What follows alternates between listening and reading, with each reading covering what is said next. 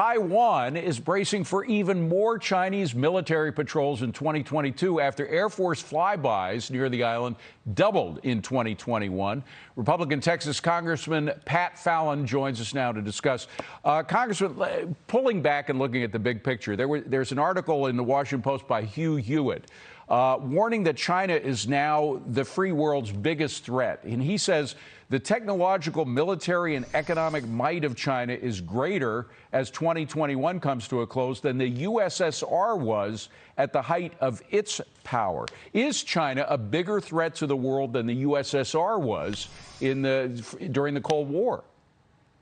Well, I think, David, thanks for having me on. I think there's no doubt about that. I mean, currently, right now, China has 5 times the population of the United States. Their GDP is pretty much on par with ours. The Soviet Union never came close in that regard at all. China has a standing military of almost twice the size of ours, nearly 3 million, and they're increasingly aggressive. So they're very dangerous. The Soviets never had the economic might. They certainly had military might, but they didn't have the economic power to back it up in a sustained conflict. And you know, China's very patient as well. I remember as a child 25 years ago, them saying that they wanted to be a world superpower.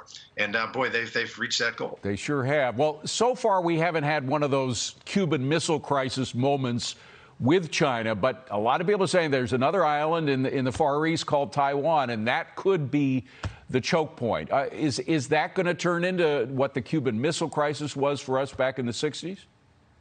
You know, of course, we hope not, and that's why we want to talk about deterrence. We filed, our office filed in October, concurrent resolution 56, which said that the Biden administration would guarantee, the United States would guarantee Taiwanese security.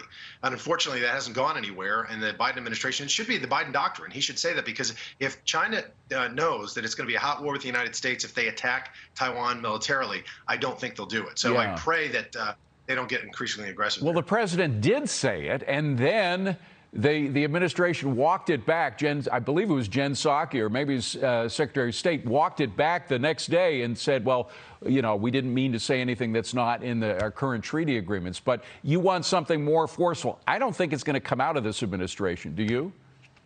No, they've been projecting weakness, and dictatorial regimes, as you know, China has no legitimacy in their own country. They rule by the barrel of a gun. They react to strength, and they also react to weakness. Under President Trump, I think, honestly, China and Russia were afraid to be unambiguous about our policies moving forward. And nobody knows what Joe Biden's policy is related to the Russians, related to the Chinese, related to the Iranians. I'm still guessing. And we're asking the administration for clarification, and we're not getting it. Yeah. And a lot of people don't think we are going to get it in 2022 either. Congressman Pat Fallon, good to see you. Thank you very much for being here. Appreciate it.